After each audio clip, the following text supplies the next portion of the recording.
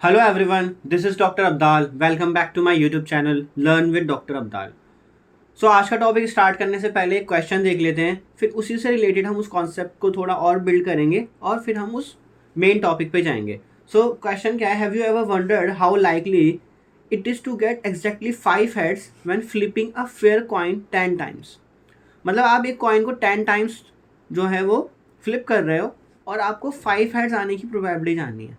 अब इसी क्वेश्चन को मैं और रिड्यूस करके एक छोटे फॉर्मेट में लेके आता हूँ, जो छोटा सा क्वेश्चन जो हम इससे पहले भी करते आए हैं. अगर मैं 5 हेड्स की जगह 1 हेड कर दूँ एंड फ्लिपिंग ओनली 2 टाइम्स कर दूँ, मतलब एक कॉइन को मैं 2 बार उछाल रहा हूँ, तो मेरे पास 2 टाइम्स उछालने पे क्या क्या होते हैं, head head outcome total, head head tail tail head और टेल टेल होते हैं. और 1 हेड आने की प्रोबेबिलिटी जानो, तो 1 हेड कहाँ कहाँ आ रहा है, इस पर आ रहा है और इस पर आ रहा है. तो मेरे पास क्या होता है, फेवरेबल डिवाइड बाई टोटल, तो ये हो गया 1/2. ये आपकी प्रोबेबिलिटी आ गई, आपने क्वेश्चन सॉल्व कर लिया इजीली.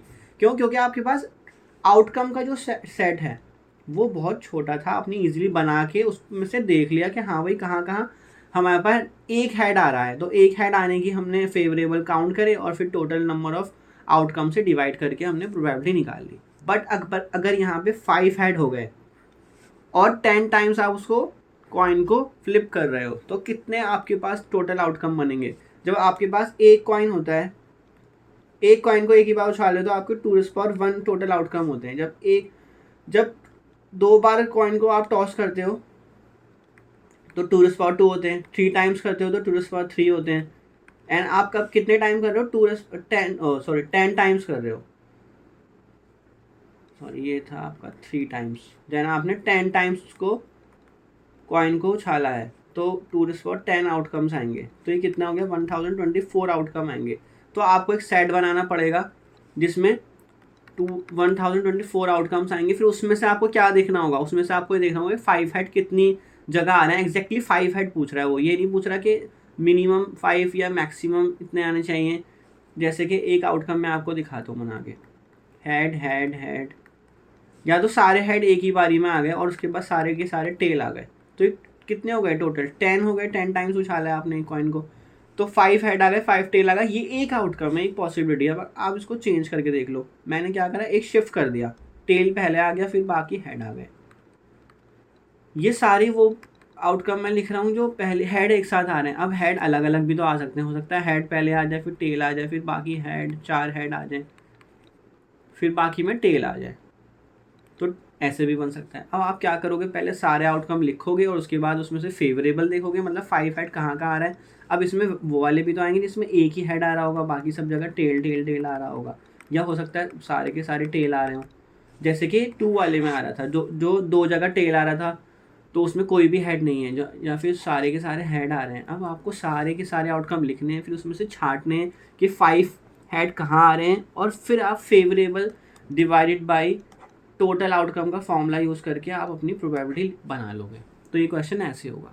बट हमारे लिए अब ये बहुत टीडियस टास्क हो गया, इसमें बहुत ज़्यादा मेहनत मुशक्क़त करनी पड़ रही है आपको एक क्वेश्चन को सॉल्व करने के लिए. तो इसीलिए हमारे पास कुछ और प्रोबेबिलिटी डिस्ट्रीब्यूशन डेवलप किए गए हैं जो हम इस तरह की प्रॉब्लम को सॉल्व कर सकें. तो ये हो गया हमारा इंट्रोडक्टरी पार्ट. इससे ही अब हम आगे सीखेंगे. हमें ये पता लग गया कि हमें क्यों रिक्वायरमेंट है एक अलग फॉर्मूले की, एक नए डिस्ट्रीब्यूशन की, सो दैट हम डिफरेंट टाइप की जो टीडियस टाइप की प्रॉब्लम है उसको हम सॉल्व कर सकें. सो फिर हम नेक्स्ट देखते हैं. सो नेक्स्ट है हमारे पास बर्नौली ट्रायल्स. एक्चुअल में हम पढ़ने जा रहे हैं बायनॉमियल डिस्ट्रीब्यूशन. ठीक है, तो बायनॉमियल डिस्ट्रीब्यूशन के लिए हम जो मेन डेफिनेशन देते हैं वो एक्चुअल में बर्नौली ट्रायल से ही देते हैं, वहीं से उसकी डेफिनेशन बिल्ड होती है. तो बर्नौली ट्रायल देख लो क्या होता है, तो आपको और आइडिया हो जाएगा. बर्नौली ट्रायल, अब Bernoulli trial is an experiment of process that has only 2 possible outcomes, success और फेलियर. मतलब एक ऐसा आपका एक्सपेरिमेंट आप कर रहे हो जिसमें या तो सक्सेस होगी या फिर फेलियर होगी, इसके अलावा उसमें कुछ नहीं होगा. तो क्या आप अपने रियल लाइफ में ऐसे कुछ एक्सपेरिमेंट करते हो जिसमें सक्सेस और फेलियर होती है. सबसे इंपॉर्टेंट एग्जाम्पल होता है कॉइन का. आपने कॉइन को टॉस करो, अब आपने कहा कि हेड आना ही मेरे लिए सक्सेस है, तो हेड आपने सक्सेस बना दिया और टेल को फेलियर बना दिया. तो आपका ये एक बर्नौली ट्रायल बन गया. मतलब जहाँ पे सिर्फ 2 आउटकम होंगे और दोनों में से एक सक्सेस होगी और एक फेलियर होगी. हेड आना सक्सेस हो गया या टेल आना सक्सेस हो गया, तो सक्सेस को 1 से डिनोट करते हैं, इतना इंपॉर्टेंट नहीं है अभी के लिए, और फेलियर को 0 से इंपॉर्टेंट डिनोट करते हैं। And the probability of success remains same every time the trial is repeated, मतलब आप कितनी बार भी इस एक्सपेरिमेंट को रिपीट कर लो, जो आपने एक्सपेरिमेंट अभी कॉइन को टॉस करने वाला करा है, कितनी बार भी रिपीट कर लो, आपकी जो प्रोबेबिलिटी है हेड और टेल आने की, सक्सेस और फेलियर की, वो सेम रहेगी। तो एग्जांपल देख लो, सबसे पहला एग्जांपल फ्लिपिंग अ कॉइन ही है, लेकिन सेकंड है आपका rolling a die and checking if outcome is 6। तो देखो आप ये सोचोगे कि डाई पे तो भाई जो है टोटल नंबर ऑफ 6 आपके आउटकम्स होते हैं, तो ये इसमें 2 आउटकम कहाँ रहे, हमने क्या करा 6 आने को और 1 2 3 4 5 इनको आने को हमने डिवाइड 2 पार्ट्स में डिवाइड कर लिया, तो 6 आना ही आपकी सक्सेस है, और बाकी इसके अलावा कुछ भी आया वो फेलियर है।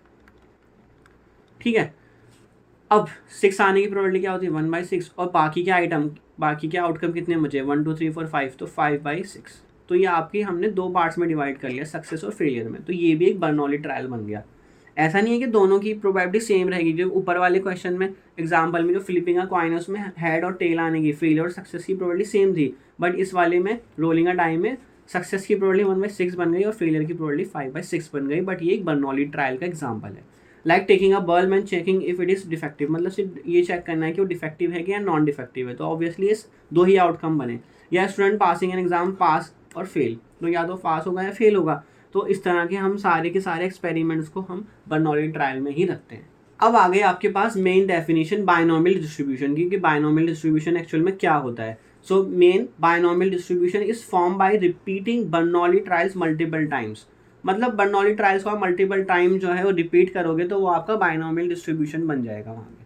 So if you repeat Bernoulli trial n times, so p is the probability of success in each trial, x जो आपका रैंडम वेरिएबल है, x इज द जो रैंडम वेरिएबल क्या डिनोट कर रहा है number of success in n trials. ठीक है, मतलब आपके पास एक एक्सपेरिमेंट आप कर रहे हो, वो आप एक्सपेरिमेंट n टाइम्स कर रहे हो, अब उसमें से k सक्सेसेस आ रही हैं आपके पास, k नंबर ऑफ सक्सेसेस आ रही हैं, तो रैंडम वेरिएबल क्या क्या वैल्यू ले सकता है, या तो 0 सक्सेस आएगी, 1 सक्सेस आएगी, 2 सक्सेस आएगी, या फिर टोटल n ही सक्सेस आ जाएंगी, क्योंकि आपने n टाइम रिपीट करा है। आपने एक बर्नौली ट्रायल, आपने एक सिक्का उछाला और उसमें हेड आना ही सक्सेस है, हो सकता है आपने उस सिक्के को 10 बार उछाला और आपने कहा कि हेड आना ही सक्सेस है, तो हो सकता है फर्स्ट टाइम में भी हेड आ जाए, सेकंड में भी हेड आ जाए, थर्ड में भी हेड आ जाए, तो हर बार हेड आ रहा है, तो सक्सेस आपकी क्या बन रही है, जीरो, कितनी नंबर ऑफ सक्सेस बन सकती है, तो 0 है, एक भी बार हेड ना आए तो 0 सक्सेस हो गई, एक बार हेड आ जाए तो 1 सक्सेस, 2 बार हेड आ गया तो 2 सक्सेस, और कितनी सक्सेस बन रही है टोटल n 10 सक्सेस, 10 बार आप उछाल रहे हो उस कॉइन को।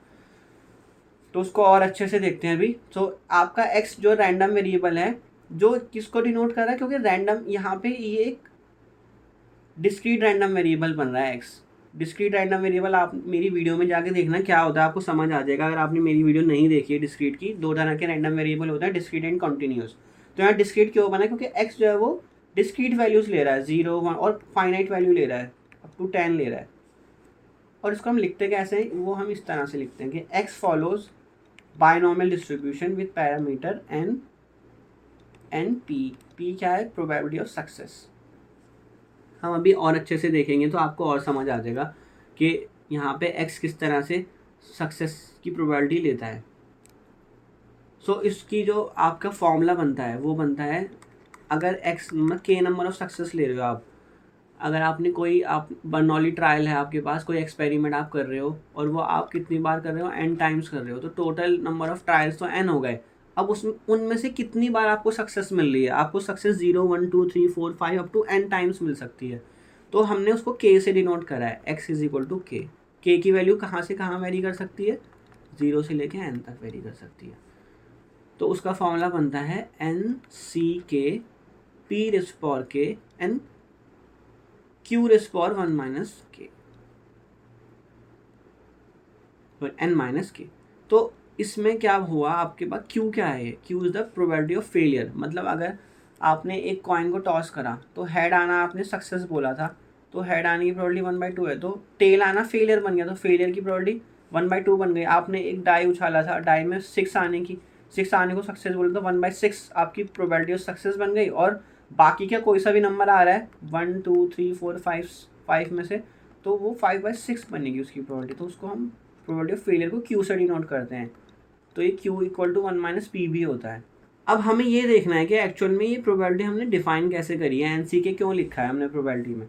अब आप देखो, आप उस क्वेश्चन को याद करो कि आपके पास एक कॉइन था, आपने उसको 10 टाइम्स जो है वो उछाला था, तो 5 टाइम्स हेड आना ही आपके लिए सक्सेस था। तो आपके पास 10 प्लेसेस हैं, मान लो 4 5 6 7 8 9 10। ये कॉइन के मतलब ऊपर जो भी आ रहा है हेड या टेल, हम इसको यहाँ पे लिख रहे हैं कि कुछ भी आ सकता है, head tail tail tail head head, इस तरह से कुछ भी आ सकता है उस पर, ठीक है। अब हमें ये देखना है कि 5 टाइम हेड्स कितनी बार आएगा। तो ये एक्चुअल में जो आपका क्वेश्चन बन गए, प्रॉब्लम बन गई, ये प्रॉब्लम बन गई कॉम्बिनेशन की। कॉम्बिनेशन किस लिए यूज़ होता है? कॉम्बिनेशन यूज़ होता है कि आपके पास कुछ मतलब एक बैग में कुछ मान लो सिक्के पड़े हैं, मान लो उसमें से आपने कुछ 5 उठाए या कुछ, या बॉल पड़ी है डिफरेंट डिफरेंट कलर की, तो उसमें से कोई सी भी 2 बॉल उठाने की कितने टाइम्स, कितने कॉम्बिनेशंस में, कितने वेज में आप उन 2 बॉलों को उठा सकते हो। डिफरेंट डिफरेंट कलर की पड़ी थी, आप 2 बॉल उठाने की डिफरेंट डिफरेंट कॉम्बिनेशन क्या बन सकते हैं, जो भी डिफरेंट डिफरेंट कलर होंगे, मतलब कलर 1 कलर 2, और उसमें 10 बॉल्स पड़ी हैं, तो 10 कलर्स की बॉल पड़ी हैं, तो हो सकता है पहले एक कलर की और दूसरे कलर की आ जाए, फिर फर्स्ट कलर की एंड थर्ड कलर की आ जाए, फर्स्ट कलर फोर्थ कलर इस तरह आ जाए, या फिर सेकंड कलर थर्ड कलर की आ जाए। तो बहुत सारी कॉम्बिनेशन में है, तो उसको लिखने का तरीका क्या होता है, 10C2, सीधा सीधा इतने वेज में आप कॉम्बिनेशंस बना सकते हो दो कलर की बॉल का। इसी तरह आपके पास हेड और टेल है, आपके पास डिफरेंट डिफरेंट जो है आपने यहाँ पे पोजीशन बना ली कि जो भी आएगा वो आप यहाँ लिखोगे, हेड लिखोगे या टेल लिखोगे। अब आपके पास टोटल 10 पोजीशंस हैं, तो टोटल तो 10 हो गई, और आप एग्जैक्टली 5 चाहते हो कि 5 हेड्स आएँ, तो आपने यहाँ पे उसको लिख दिया 5। तो आप एक्चुअल में क्या कर रहे हो, उन पोजीशन में से 5 कोई सी पोजीशन सेलेक्ट कर रहे हो जहाँ पे आपकी जो सक्सेस डिफाइन की गई है वो आ जाए, या हेड आ जाए या टेल, जो भी आपने सक्सेस डिफाइन करी है, ठीक है। कॉम्बिनेशन इसलिए होता है कि आपके पास डिफरेंट डिफरेंट पोजीशंस थी, उस पर आप क्या लाना चाहते हो, तो आपने या क्या अरेंज करना चाहते हो उस पर, तो आपने उसमें कॉम्बिनेशन यूज़ करा, और आप कोई सी भी 5 पोजीशन सेलेक्ट कर रहे हो, आपने ये 5 पोजीशन सेलेक्ट करी, तो यहाँ पे हेड आ गया, हेड आ गया, हेड आ गया, हेड आ गया, और यहाँ पे भी हेड आ गया। बाकी सब जगह क्या आएगा, ऑब्वियसली फिर टेल ही रहा, जो भी बाकी रिमेनिंग जगह बची। तो ये एक वे हो गया, इसी तरह और वेज बन सकते हैं। तो इस तरह से final total number of ways बनाने के लिए आप कॉम्बिनेशन का यूज़ करते हो, और इसलिए हमने यहाँ फॉर्मूले में कॉम्बिनेशन का यूज़ करा है। तो ये आपको सारे पॉसिबल वेज बता देगा जहाँ हेड आ सकता है, हेड आने की जो चांसेस बन रहे हैं वो आप कॉम्बिनेशन के थ्रू बना सकते हो। अब आ गया प्रोबेबिलिटी, यहाँ पे पी स्क्वायर के और क्यू स्क्वायर एन माइनस के से मल्टीप्लाई क्यों करा गया है, तो अब मैं वो भी चीज़ आपको दिखा देता हूँ। मान लो आपका एक ये बन रहा है 3 4 5 6 7 8 9 10, ठीक है। अब मान लो हेड आ रहा है आपका, tail tail head, 5 time head की निकाल रहे हैं हम सिर्फ अभी, ये बन रहा है। अब मैं इसको इस तरह से भी तो लिख सकता हूँ, probability of head on first flip and head on second flip and tail on third flip and so on, जो लास्ट का लिखा है वो टेल लिखा है, तो and tail on 10th flip. तो इस तरह से ही तो बनेगा आपका प्रोबेबिलिटी जो निकालना चाहते हो। आपकी ये सिर्फ एक आउटकम है, इस आउटकम की प्रोबेबिलिटी मैं जानना चाहता हूँ क्या होगी। तो मैंने क्या करा, इन सब की जो भी पोजीशंस थी, फर्स्ट पे हेड आ रहा है तो मैंने हेड लिख लिया, हेड ऑन फर्स्ट फ्लिप। अब हम जब भी ये इंडिपेंडेंट ट्रायल है, and number of independent trial है, मतलब फर्स्ट जो है सेकंड को इफेक्ट नहीं करेगा। जो भी फर्स्ट कॉइन पे आ रहा है हेड या टेल, वो सेकंड कॉइन को इफेक्ट नहीं करेगा, इसी तरह वो थर्ड कॉइन को इफेक्ट नहीं करेगा, सब इंडिपेंडेंट है। और इंडिपेंडेंट का फॉर्मूला क्या होता है, A intersection B intersection C, अगर ये सारे इंडिपेंडेंट है तो उसको लॉ ऑफ मल्टीप्लिकेशन से क्या लिखते हैं, probability of A into probability of B into probability of C लिखते हैं। तो मैं इनको सबको अलग कर सकता हूँ, probability of head on first flip, head on first flip, then multiply probability of head on second flip, and इस तरह मल्टीप्लाई करते करते मैं लास्ट तक पहुंच जाऊंगा, और लास्ट में क्या है, टेल ऑन 10th फ्लिप। अब हेड आने की प्रोबेबिलिटी, सिर्फ एक कॉइन को देखो, अब आप फोकस करो, ये एक जो फर्स्ट आउटकम आपकी आ रही है, ये एक कॉइन को उछालने पे हेड आ रहा है, तो उसमें हेड आने की प्रोबेबिलिटी क्या होती है, 1/2 होती है। Next had on second flip तो उसकी भी 1/2 होगी। अब इसमें क्योंकि आपका फेलियर और सक्सेस की प्रोबेबिलिटी सेम है तो वो हमेशा 1/2 ही रहने वाला है।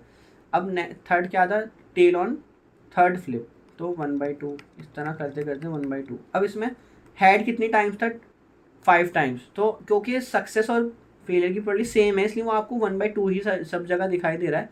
बट हैड 5 टाइम्स आया था तो उसको अलग कर लिया, और टेल जो है वो कितने टाइम्स आया था, 10 - 5 टाइम्स आया है।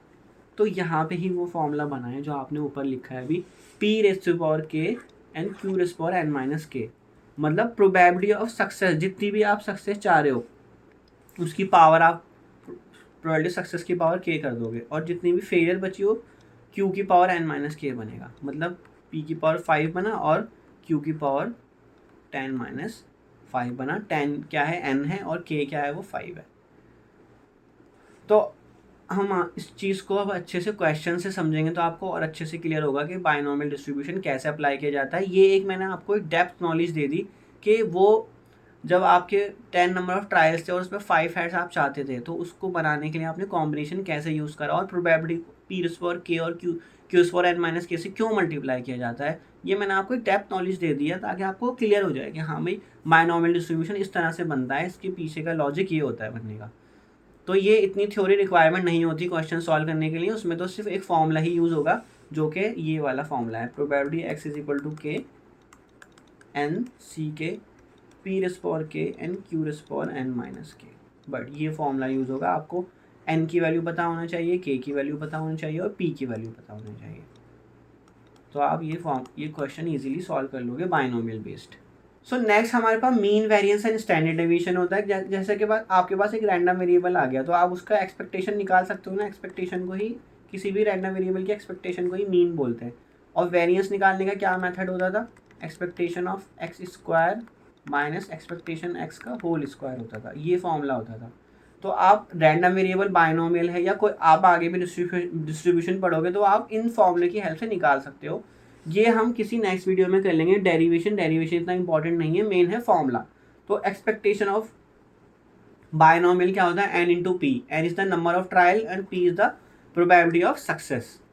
तो ये होता है expectation of binomial. Then variance of binomial is n × p × q, और pq आपको पता है प्रोबेबिलिटी ऑफ फेलियर होती है वो। और लास्ट है स्टैंडर्ड डेविएशन। स्टैंडर्ड डेविएशन क्या होता है, वो वेरिएंस का ही स्क्वायर रूट होता है, जो आपने वेरिएंस निकाला उसका स्क्वायर रूट लोगे तो वो स्टैंडर्ड डेविएशन आ जाएगा। तो इसको हम डायरेक्टली यूज़ करेंगे और इसका फॉर्मुलेशन के डेरिवेशन हम कभी किसी नेक्स्ट वीडियो में देख लेंगे। सो अब करते हैं क्वेश्चन, क्योंकि ज़्यादा थ्योरी जो है वो कभी कभी सर के ऊपर से जाने लगती है, जब तक हमारे पास क्वेश्चन ना हो हम नई चीज़ें समझ सकते। तो ये वाला क्वेश्चन मैंने उठा लिया जो हमने सबसे स्टार्टिंग में डिस्कस करा था, यही प्रॉब्लम क्रिएट कर रहा था कि भाई इसको सॉल्व कैसे करेंगे। इसका तो नंबर ऑफ आउटकम ही कितने आ रहे थे, 2⁻10 आ रहे थे, मीन्स 1024 आ रहे थे। तो आपके पास कितने हैं, n है आपके पास 10, k क्या है, सक्सेस, कितनी नंबर ऑफ सक्सेस चाहते हो, कितने नंबर ऑफ हेड चाहते हो, तो k की वैल्यू है 5, और हेड आने की प्रोबेबिलिटी क्या होती है 1/2। तो टेल आने की प्रोबेबिलिटी मतलब फेलियर की प्रोबेबिलिटी क्या होगी 1/2। तो आपको क्या निकालना है, प्रोबेबिलिटी x = 5 निकालना है। मतलब आपको इस फॉर्मूले में पुट करना है x = k वाला फॉर्मूला जो होता है आपके पास, ये वाला formula nck P⁻k and Q⁻n - k। इस फॉर्मूले में आप लोग k की वैल्यू पुट कर देनी है, तो k इज़ 5 एंड 10, n की वैल्यू 10 आ गई, 5, p की वैल्यू 1/2 की power k is 5 again, and q is 1/2, तो 10 - 5। अब आपने इसमें बस कॉम्बिनेशंस वगैरह का रूल लगाना है, उसको सॉल्व कर लेना है। तो ये आप वैल्यू वैसे साइंटिफिक कैलकुलेटर से भी सॉल्व कर सकते हो, अदरवाइज आपको NCR का फॉर्मूला पता होगा कैसे अप्लाई होता है, वो होता है n⁻r⁴ इंटू n-r⁴। तो आप ये फॉर्मूला अप्लाई करो, तो 10⁻r⁴, r की वैल्यू 5 और फिर 10 - 5 ठीक है। अब 1/2 की पावर 5 है और 1/2 की पावर अगेन यहाँ 5 है, तो 1/2 की पावर कितनी हो गई, 10 हो गई। अब इसको आप कैसे लिख सकते हो, 10 × 9 × 8 × 5 8 × 6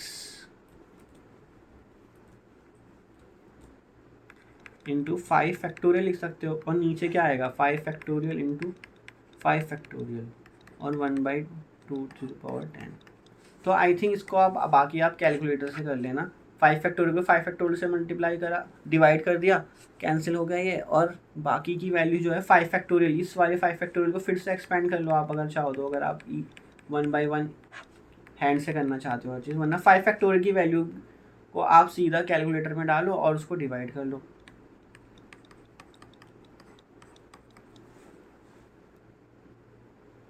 तो ये आगे की कैलकुलेशन जो है ना आपकी, ये करने की ज़रूरत अगर आपको नहीं पड़े, ये कब नहीं पड़ेगी, जब आप कैलकुलेटर से सीधी वैल्यूज़ निकालोगे। आपको 10 से 5 की वैल्यू सीधी सीधी कैलकुलेटर में मिल जाएगी, आप उसको डालना और उसको 1/2 से मल्टीप्लाई कर लेना, तो आपको आंसर वहाँ आ जाएगा। फिर भी मैं आपको एक क्वेश्चन में कैंसिल वगैरह करके दिखा रहा हूँ कि कैसे NCR का फॉर्मूला लगाते हैं।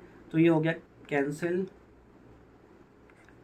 8 पूरा कैंसिल हो गया, और ये हो गया आपका 3 कैंसिल, तो ये हो गया 36 इंटू 1/2 तो इसको आप सॉल्व करना है, इसकी वैल्यू आएगी 0.42460, अप्रॉक्सीमेटली ये वैल्यू आएगी इसकी। तो ये आपका आंसर हो गया। तो ये देखो अब आपके लिए कितना आसान हो गया क्वेश्चन, अगर आपके पास बाइनोमियल डिस्ट्रीब्यूशन है। नेक्स्ट है, in a factor the probability of a defective product is 0.02। If 100 products are inspected, तो n की वैल्यू 100 ही दे रखी है, what is the probability of finding exactly 3 defective products, तो k की वैल्यू 3 है यहाँ पे, प्रोबेबिलिटी ऑफ सक्सेस 0.02 है। तो प्रोबेबिलिटी ऑफ फेलियर मतलब q क्या होगा, वो 1 - p होता है, तो 1 - 0.02 हो गया, वो 1 - 0.98 हो गया ये। तो आपको क्या निकालना है, probability x is equal to 3 निकालना है। तो 100c3 p to the power 3 and q to the power n - k, मतलब 100 - 3। तो आई थिंक अब मुझे सॉल्व करने की ज़रूरत नहीं पड़नी चाहिए, आप ये अब खुद से सॉल्व भी करना सीखना। 100 फैक्टोरियल बाई 100 - 3 फैक्टोरियल, 0.02 की power 3 and 0.098 to the power 97 बन गए। तो ये कहाँ तक कैंसिल होगा, 99, 98 एंड 97 फैक्टोरियल लिख सकता हूँ मैं उसको। फैक्टोरियल को ब्रेक करने का मेथड है 3 इंटू 2, और ये आ जाएगा 97 फैक्टोरियल, तो ये कैंसिल हो जाएगा। तो 3 और 2 बच रहा है आपके पास, तो इसको आप कैंसिल कर लो, 2 कैंसिल करो, तो ये बनेगा आपका 133। 49 को मल्टीप्लाई करोगे तो 161,700, और बाकी का आप मल्टीप्लाई करना जो भी आपका आएगा, और उसको फाइनल मल्टीप्लाई करके आंसर मिलेगा 0.1822। तो ये आपका आंसर हो गया। तो इसमें मैं जैसे आपको बता रहा हूँ, आप कैलकुलेटर को अच्छे से यूज़ करना सीखो, अदरवाइज़ मैं आपके लिए सेपरेट वीडियो भी बना दूंगा, कॉम्बिनेशन, परमुटेशंस एंड आगे और भी चीज़ें आएंगी, उनका हम डायरेक्टली साइंटिफिक कैलकुलेटर से, कैसियो जो कैलकुलेटर मैंने शायद आपको पिछले वीडियो में बताया भी था, उससे मैं सॉल्व करके भी बता दूंगा कि कैसे होता है। अब नेक्स्ट है हमारे पास ये क्यूमुलेटिव टेबल। ये मैं आपको इसलिए दिखा रहा हूँ कि कभी कभी हम अगर कुछ क्वेश्चन सॉल्व कर रहे हैं तो उसमें ना बहुत सारी कैलकुलेशन करनी पड़ जाती है, तो उसके लिए क्यूमुलेटिव टेबल ऑलरेडी गिवन होती है, उसकी हेल्प से हम क्वेश्चन को सॉल्व कर सकते हैं। तो क्यूमुलेटिव क्या होता है, like probability of x less than equal to c। मान लो आपके पास n की वैल्यू 10 है और x की वैल्यू, c की वैल्यू जो है आपके पास मान लो 5 आ गई, तो x less than equal to 5 निकालने का मतलब है, ये किस किस की प्रोबेबिलिटी निकालना चाहते हो आप, x is equal to 0, x is equal to 1, x is equal to 2, 3,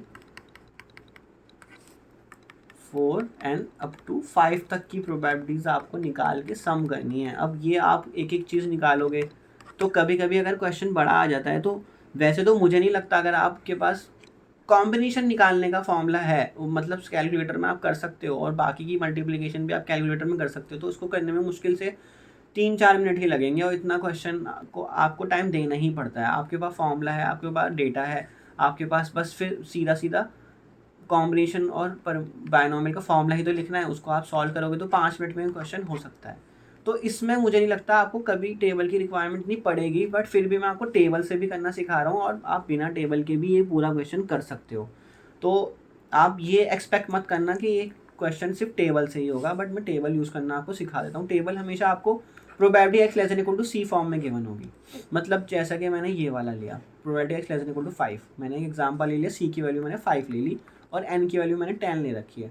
अब आपको इसके लिए टेबल में से क्या क्या चीज़ें चाहिए होंगी, एन चाहिए होगा, सी चाहिए होगा, प्रोबेबिलिटी चाहिए होगी। ये 3 चीज़ अगर आपको पता है तो आप उससे सीधा सीधा probability X less than equal to C की वैल्यू फाइंड कर सकते हो। जैसा कि यहाँ पे भी लिखा है X less than equal to C, मतलब आप बाइनोमियल को सॉल्व कर रहे हो और सी से पहले की सारी प्रोबेबिलिटीज ऐड कर रहे हो यूजिंग द टेबल।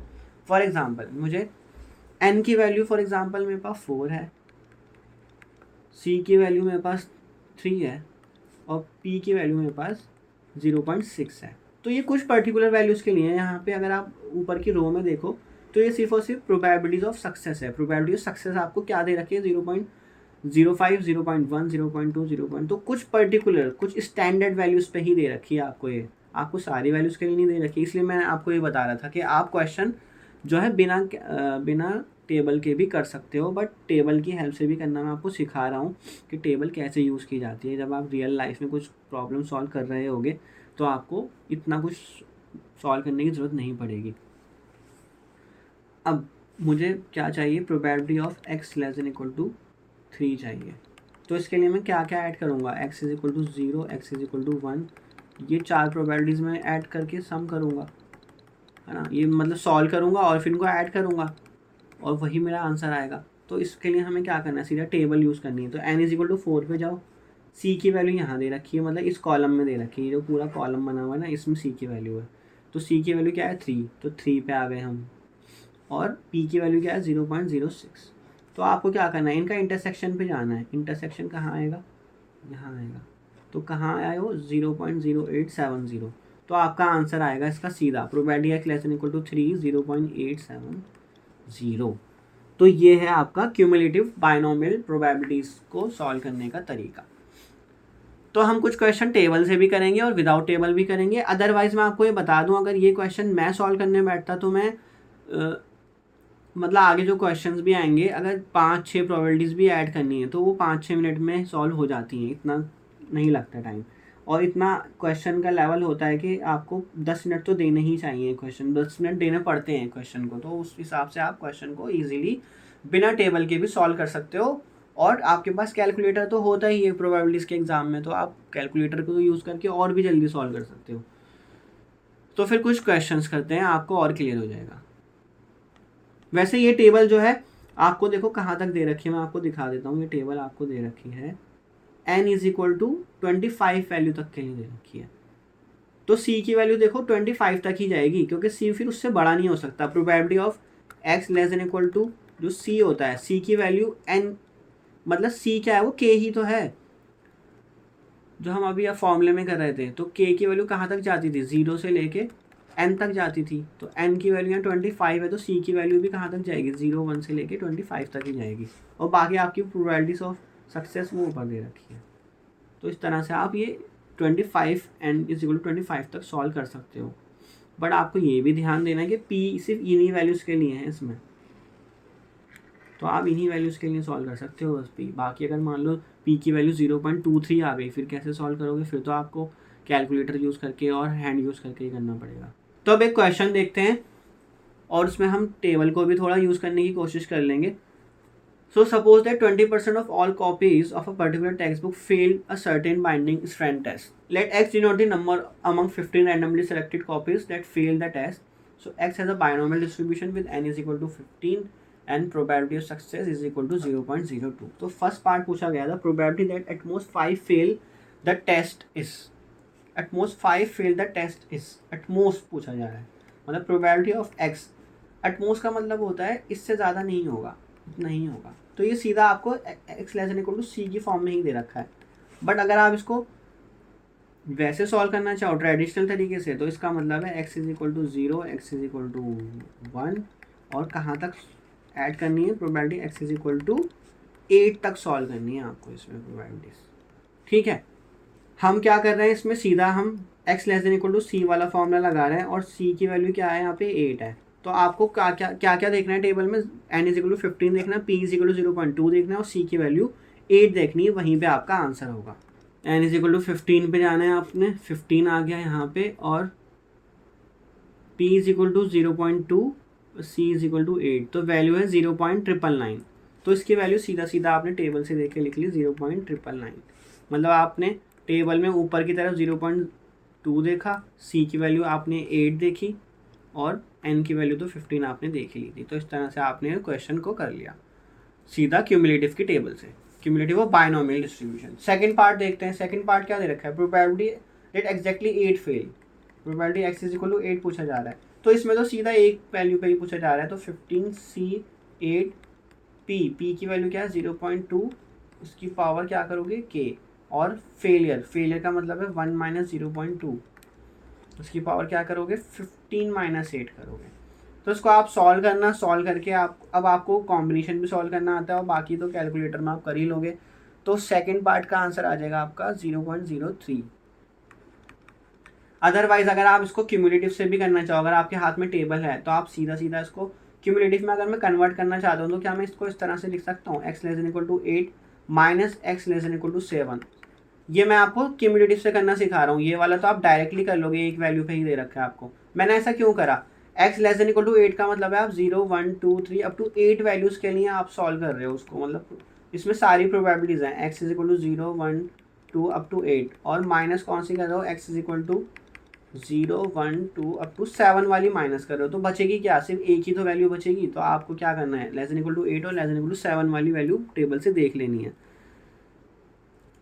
तो लेस इक्वल टू 8 पे क्या दे रखा है, 0.999 दे रखा है, और 7 पे दे रखा है लेस इक्वल टू 7, और सी की वैल्यू 7, तो 0.996। तो इसका आंसर क्या आएगा, 0.003 आएगा इसका, ठीक है। डायरेक्टली सॉल्व करोगे तो 0.003 ही आएगा। तो इसको आप सॉल्व करके देख लेना, या फिर आप इसको ऐसे भी लिख सकते हो ना, क्योंकि आगे नहीं, क्यूमुलेटिव में आप इस तरह से कर सकते हो, कोई दिक्कत नहीं है। आप जो है सिर्फ एक वैल्यू पे निकालना चाह रहे हो, तो निकालने के लिए आपने क्या करा, आपने क्यूमुलेटिव का ही सहारा लिया और एक में से दूसरे वाले को माइनस करा, तो एक वैल्यू पे आ गए आप। तो ये क्वेश्चन इस तरह से कंस्ट्रक्ट हो गया कि आपने उसे क्यूमुलेटिव से ही कर लिया। अब नेक्स्ट देखते हैं थर्ड पार्ट। थर्ड पार्ट क्या है, probability that at least 8 fail, at least 8 fail. तो एटलीस्ट को कैसे लिखते हैं, मतलब कम से कम 8 होना चाहिए। तो ऑब्वियसली 8 9 10 अब तो कहीं कहीं तक जा सकता है। तो कहाँ तक जा सकता है वो, फिर जहाँ n है, n की वैल्यू क्या है 15, तो आप ये यहाँ से लेके यहाँ तक लिखोगे 15। तो इतनी सारी प्रोबेबिलिटीज आपको ऐड करके मतलब सॉल्व करके सम करना पड़ेगा। तो अब मैं इसको आपको क्यूमुलेटिव से करना सिखा रहा हूँ। ये तो हो गया आपका ट्रेडिशनल तरीका, आप एक एक वैल्यू निकालोगे और उनको ऐड कर लोगे, ठीक है। अदरवाइज मैं x greater than equal to 8 को कैसे लिख सकता हूँ, 1 minus probability of x less than equal to 7, ये लिख सकता हूँ क्या। 1 क्या मतलब है, सारी प्रोबेबिलिटीज उसके अंदर ऐड है, और उसमें से मैंने कौन सी माइनस कर दी, 0 से लेके 7 तक की माइनस कर दी। तो बचेगी क्या फिर, 1 में देखो सारी प्रोबेबिलिटीज ऐड है, 1 में 0 से लेके 15 तक की प्रोबेबिलिटीज ऐड होती है, क्योंकि सारी प्रोबेबिलिटीज का सम 1 होता है। तो और उसमें से मैंने 0 to 7 माइनस कर दी, तो बचेगी क्या, 8 9 10 11 12 13 14 15, यही बचेगी। तो 1 माइनस एक्स इक्वल टू 7 वाली प्रोबेबिलिटी आप क्या करोगे, माइनस कर दोगे, जो कि हमने अभी ऊपर टेबल में देखी थी 0.996 आ रही थी वो वैल्यू। तो आपने उसको यहाँ से सॉल्व कर लिया, ठीक है ना। 7 पे वैल्यू क्या आ रही है 0.996, प्रोबेबिलिटी ऑफ सक्सेस इज 0.2। और लास्ट क्या दे रखा है आपको, fourth part, the probability that between 4 and 7 inclusive fail is. तो बिटवीन 4 and 7 निकालना है आपने, इंक्लूसिव का केस है, मतलब probability of x greater equal to 4 less than equal to 7 ये निकालना है आपने। तो इसका मतलब पता क्या है, क्या आपको ये वाली प्रोबेबिलिटी से निकालनी है, x equal to 4, x is equal to 5, x is equal to 6 and x is equal to 7। ये तो 4 प्रोबेबिलिटीज आई थी, आप निकाल लोगे। इसको अगर फॉर्मूले में पुट करना चाहो तो 15c4 0. क्या था 0.2 था, तो की पावर 4 और 1 माइनस 0.2 जो कि बनेगा आपका 0.8 की पावर 15 माइनस 4, ये एक प्रोबेबिलिटी हो गई। फिर नेक्स्ट k की वैल्यू अब 5 है, तो k 5 के लिए formula 15c5 0.2 to the power 5 and 0.8 to the power 15 minus 5 that is 10, है ना। n माइनस के होता है, मैं लिख के दिखा देता हूँ। इसी तरह आप 6 के लिए भी करोगे और 7 के लिए भी कर लोगे, ठीक है। 6 की और 7 की प्रोबेबिलिटीज भी ऐड कर लोगे और उससे सॉल्व कर लोगे। अदरवाइज अगर मैं इसे क्यूमुलेटिव से करना चाहूँ, ये एक मेथड हो गया, अब मैं इसको क्यूमुलेटिव से करना चाह रहा हूँ, तो क्या मैं इसको ऐसे लिख सकता हूँ, probability x less than equal to 7 minus probability of x less than equal to 3। मैंने कैसे क्यों करा ऐसा, क्योंकि 0 से 7 का मतलब है, sorry less than equal to 7 का मतलब है 0 1 2 अप टू 7, ये सारी प्रोबेबिलिटीज में एडिड है। और x less than equal to 3 का मतलब है 0 1 2 3, ये वाली प्रोबेबिलिटीज एडिड है। अब मैंने क्या करा, 0 से 7 में से प्रोबेबिलिटीज में से माइनस कर दी 0 से 3 वाली प्रोबेबिलिटीज, तो बचेगा क्या 4 5 6 एंड 7 बचेगा। अब 7 की वैल्यू आपको पता है 0.996 है, और 3 की आप देख लो क्या है, x is equal to c की वैल्यू 3 है, तो आ गया 0.648, तो 0.648 मतलब मैं c की वैल्यू कहाँ तक देखी, मैंने c की वैल्यू 3 देखी, c की वैल्यू 3 पे क्या है, और p की वैल्यू 0.2 है। तो इसको सॉल्व कर लेना, तो इसका आंसर आपका बन जाएगा 0.348। तो इस तरह से हम क्यूमुलेटिव की टेबल यूज़ करके क्वेश्चन को कर सकते हैं। अदरवाइज आप एक एक प्रोबेबिलिटी को ऐड करो, वो भी कोई इतना बड़ा टास्क नहीं है, आप आराम से कर सकते हो। 4 प्रोबेबिलिटीज का मतलब है आप 5-6 मिनट में कर सकते हो उसको। नेक्स्ट क्वेश्चन देखते हैं। A fair dice roll 8 times, let x denote the number of times a 6 appear, so find x is probability x is equal to 2। तो ए पार्ट है, probability x is equal to 2 आपको निकालना है। तो आपको n की value यहाँ पे 8 दे रखी है, number of time 6 appear, 6 appear मतलब प्रोबेबिलिटी ऑफ सक्सेस, 6 आना ही सक्सेस है, तो 6 के आने की प्रोबेबिलिटी 1/6, और फेलियर की क्या बनेगी फिर 5/6 बनेगी, जो कि 1 माइनस पी होती है, ठीक है ना, सिंपल फॉर्मूला। अब आप x इज इक्वल टू 2 पे तो सीधा सीधा निकाल सकते हो, 8c2 p to the power k, मतलब p की वैल्यू क्या है आपके पास 1/6 है, 1/6 to the power 2 and failure 5/6 to the power 8-2। तो आपको इसको ही सॉल्व करना है बस। अब आप को मतलब 8 फैक्टोरियल बाई 2 फैक्टोरियल इंटू 8-2 मतलब 6 factorial 1/6 to the power 2 and 5/6 to the power 6।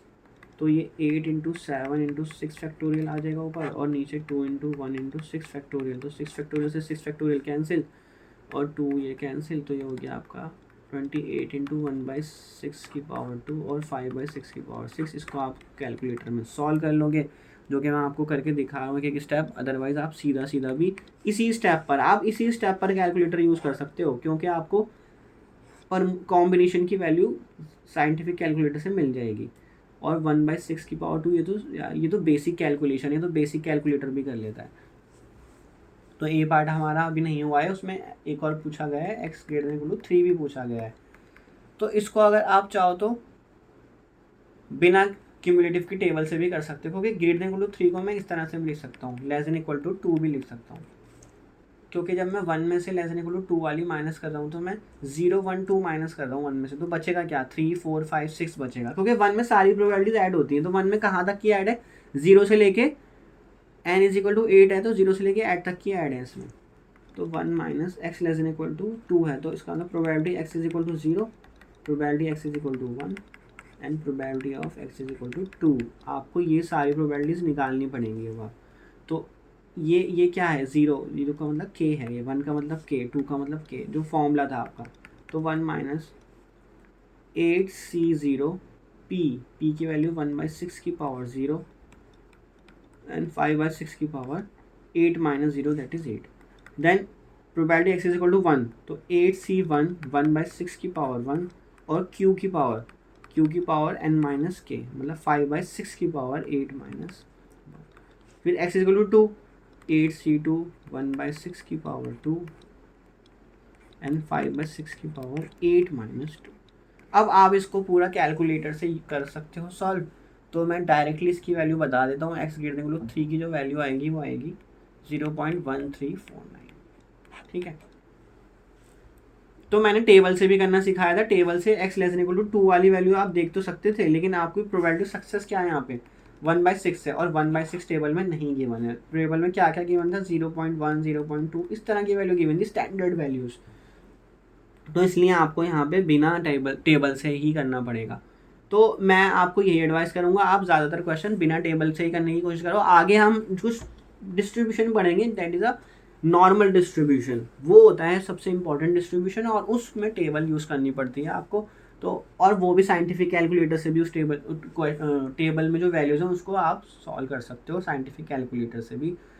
तो मेनली उसी क्वेश्चंस को आप जो है टेबल से और कैलकुलेटर से करना, बाकी तो वैल्यूज़ आप सीधा सीधा कॉम्बिनेशन ये सब आप इजीली हाथ से भी सॉल्व कर सकते हो। ठीक है, अब बी पार्ट करते हैं। बी पार्ट क्या है? इफ़ द डाई इज बाइस सच दैट प्रोबेबिलिटी 6 = 0। बाइस डाई का मतलब है जिसके उस डाई के साथ छेड़छाड़ करी गई है, वो डाई ओरिजिनल डाई नहीं है जो एक्चुअल में जिससे आप खेलते हो, आपने बचपन से खेलता आ रहे हो, उसके साथ छेड़छाड़ नहीं करी गई होती। ऐसा नहीं होता कि 6 ज़्यादा आएगा या कोई नंबर दूसरा नंबर ज़्यादा आएगा 6 कम आएगा, बट यहाँ पे छेड़छाड़ किया गया है। प्रोबेबिलिटी ऑफ 6 उसकी सक्सेस जो है वो क्या है? 0.3 है, मतलब 6 आने की प्रोबेबिलिटी 0.3 है। How does this affect the variance of x? तो ये वेरिएंस ऑफ एक्स मतलब जो बायनॉर्मल डिस्ट्रीब्यूशन, जो एक्स रैंडम वेरिएबल है जो बायनॉर्मल डिस्ट्रीब्यूशन फॉलो करता है, उसका वेरिएंस को कैसे इफेक्ट करेगा। तो ये हो गया इनकरेक्ट वैल्यू के लिए। इनकरेक्ट वैल्यू के लिए आपके पास वेरिएंस का फॉर्मूला क्या होता है? वैसे वेरिएंस का फॉर्मूला होता है बायनॉर्मल का जो होता है, ठीक है, वो होता है रैंडम वेरिएबल एक्स है आपका, बायनॉर्मल डिस्ट्रीब्यूशन का वो होता है NP/Q। तो इनकरेक्ट वैल्यू क्या है? प्रोबेबिलिटी ऑफ सक्सेस है 0.3, तो प्रोबेबिलिटी ऑफ फेलियर क्या हो जाएगी? 0.7। और n की वैल्यू क्या दे रखी है ऊपर क्वेश्चन में? n की वैल्यू दे रखी है 8।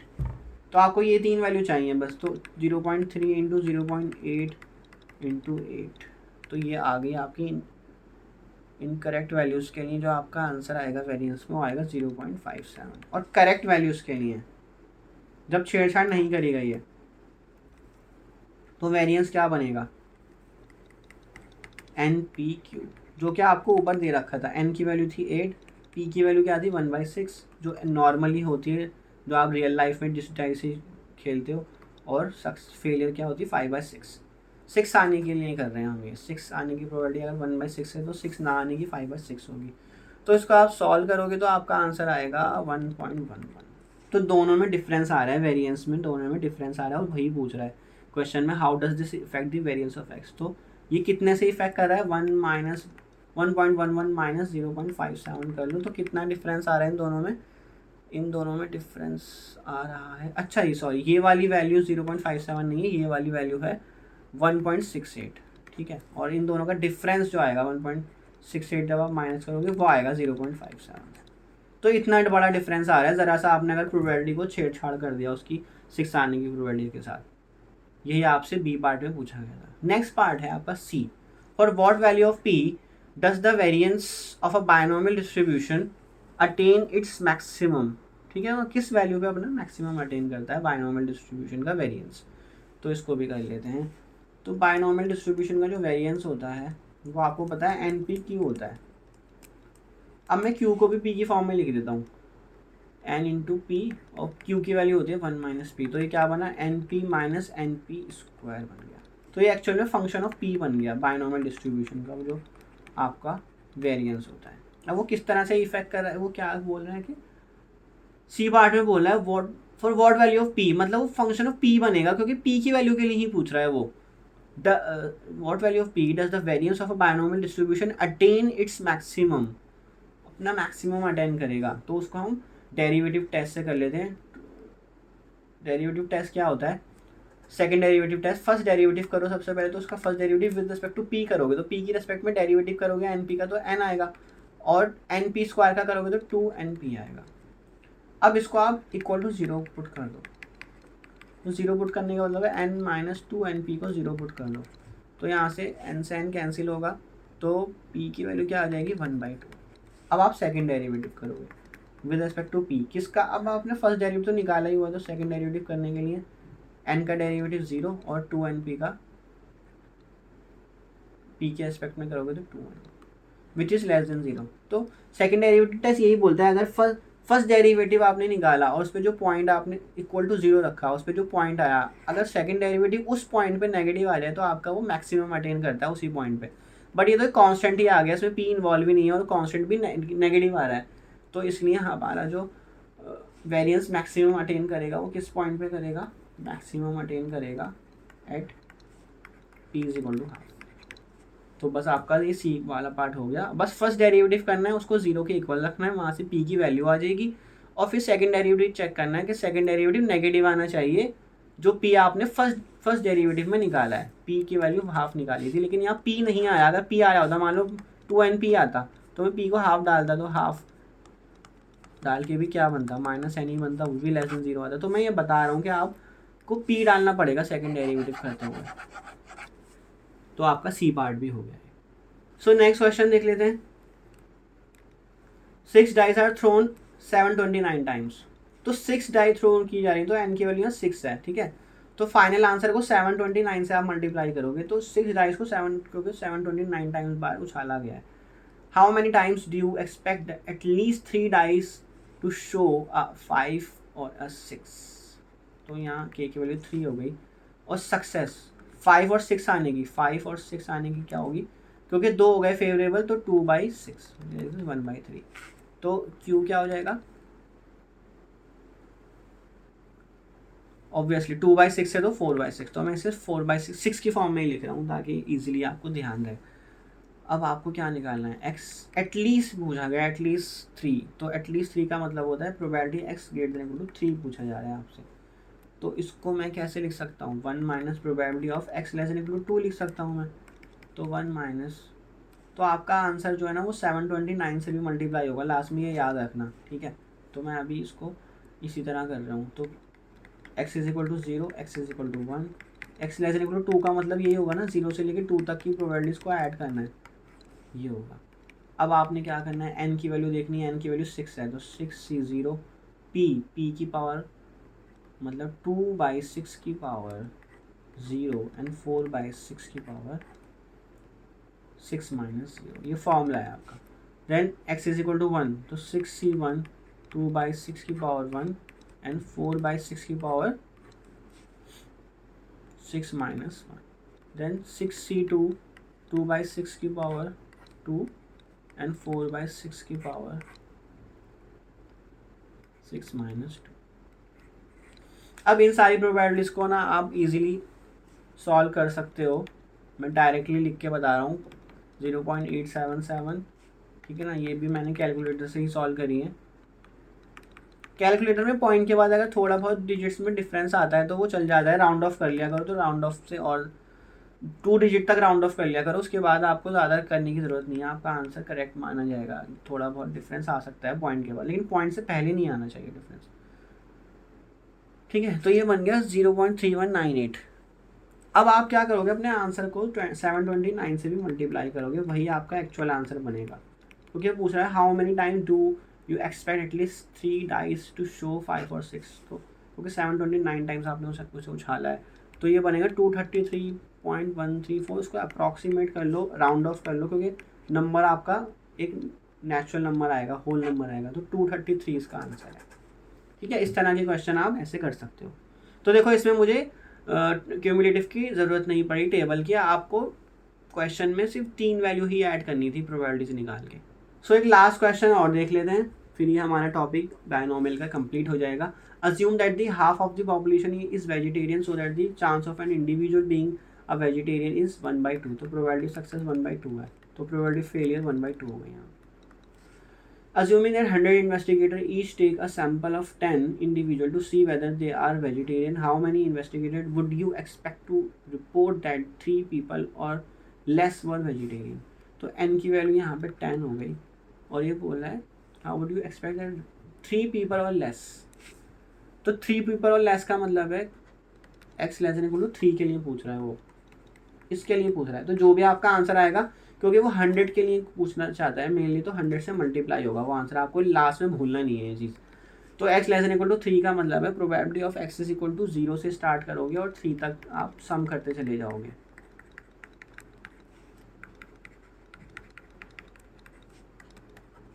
ये सारी प्रोबेबिलिटीज आपने ऐड करनी है।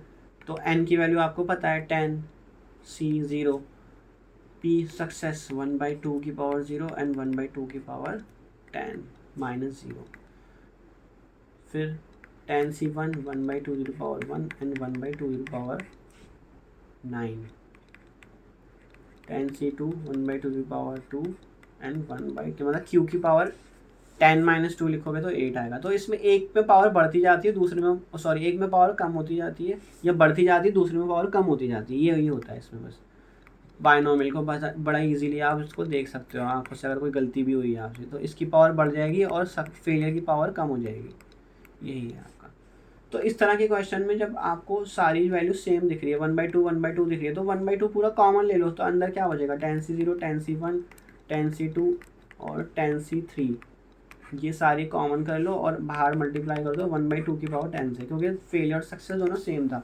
तो इसको अंदर सॉल्व करोगे ना तो ये आ जाएगा 1, और 10c1 10 होता है, 10c2 जो है आपका 45 होता है, और 10c3 आपका 120 होता है, तो 1/2 की पावर 10। तो इसको सॉल्व करना, सॉल्व करके आपका आंसर आ जाएगा, और आपको अपना फाइनल आंसर 100 से भी मल्टीप्लाई करना है। तो फाइनल आंसर जो आपका आएगा वो होगा 100 × 176 × 1/2 की पावर 10, तो ये आ जाएगा 17.1875। तो इसको राउंड ऑफ कर लो तो ये आ जाएगा 17।